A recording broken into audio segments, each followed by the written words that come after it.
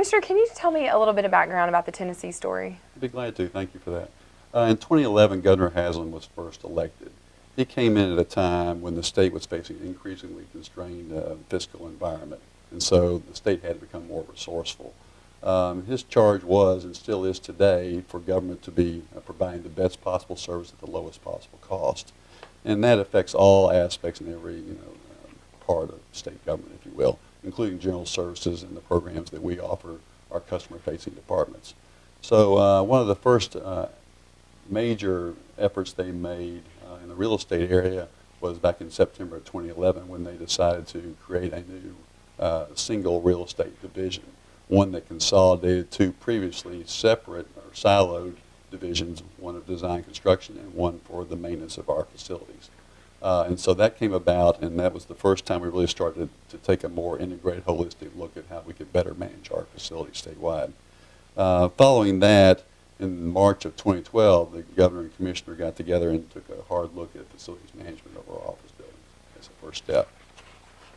And they did that primarily because we had a poor performing existing business model, which had resulted in a program with no accountability, that was inadequately funded, yet it was overstaffed, and that personnel was undertrained. And so the result was that those people were doing the best they could, but they really were not capable of self-performing a lot of the maintenance work. So they had to make phone calls and bring in private contractors at a higher cost to the state. And as a result, we had serious facility issues that resulted in unacceptable building conditions, significant and increased deferred maintenance, and a long list of ignored health and life safety issues. And that too, of course, in hand turns into operational issues, including higher operational utility costs, for instance, no automated work order management systems, no preventive maintenance program, no formal monitoring of customer satisfaction, although I can tell you clearly we had a very high level of dissatisfied customers at the time. So the choice became apparent. We either had to figure out how to move forward and evolve to a very high degree our existing conditions business model with state employees, or to strategically source the program to a private sector vendor. So they defined what the successful business model needed to be, and it really included three main components. The first was delivering a high-performing program capable of delivering sustainable transformational results at the least cost and the least amount of time. And the solution needed to include high-performing assets or buildings, in this case, high level of customer satisfaction, reduced building and occupant risk, automated systems, accountable workforce, lower operating costs, and improved lifecycle decision making. Since we were convinced the state couldn't deliver the same quality program as a private sector vendor, and certainly not in the same amount of time or for the same cost, we decided it was appropriate for us to start down the path of strategically sourcing the FM program to a private sector vendor. Commissioner, can you tell me a little bit about Tennessee's real estate portfolio? Sure. The entire real estate portfolio contains about 97 million square feet, of which 85% of that is owned, and of course the rest is leased. So it's really imperative to us that addressing the maintenance of our buildings is vital to the state delivering valued services to its citizens. General government by itself amounts to about 35% of the total, or about 34 million square feet. And general services is currently responsible for management of about 30% of that total square footage, or about 10 million square feet, of which about 6.4 million square feet is owned. Mm-hmm. Commissioner, can you walk me through a little bit about where Tennessee was before you went into this new model? Sure. Let me give you a few examples of the condition our buildings were in back in 2013 before we started the program.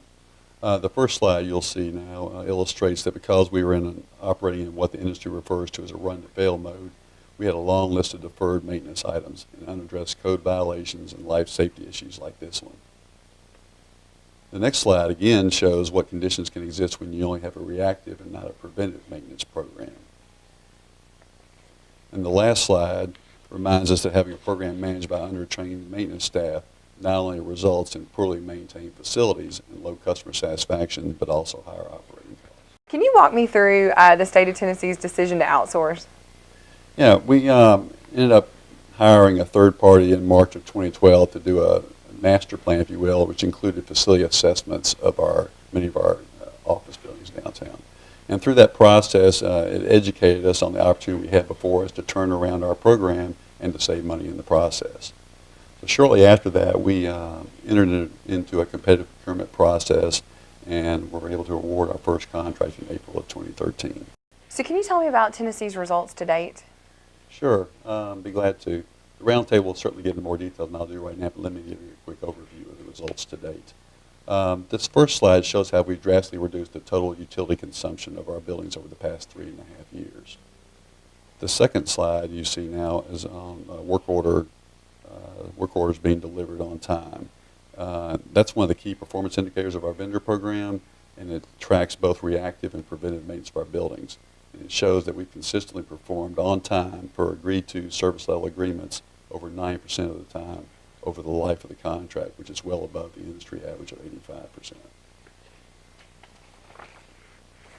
This next slide is in regards to customer satisfaction, and it conveys how customer satisfaction has drastically gone up since the benchmark that was done at the beginning of the program.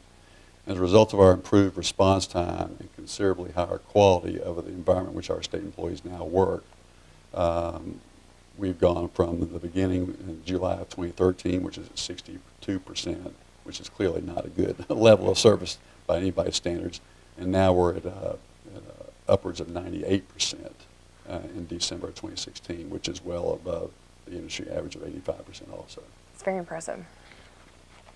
And the last slide I want to talk about is what I would say is the icing on the cake. It's regarding our cumulative cost avoidance. It shows that we now have validated cumulative savings after 3 years of $26 million. And that's a result of lower utility expenses, better subcontractor pricing, and better trained staff capable of self-performing more work. Very good. Okay. So what's next for the state of Tennessee?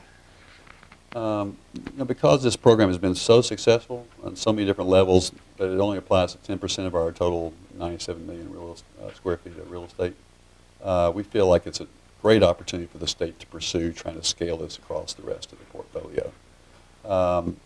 This past December of 2016, we released an RFP for our second round of FM procurement.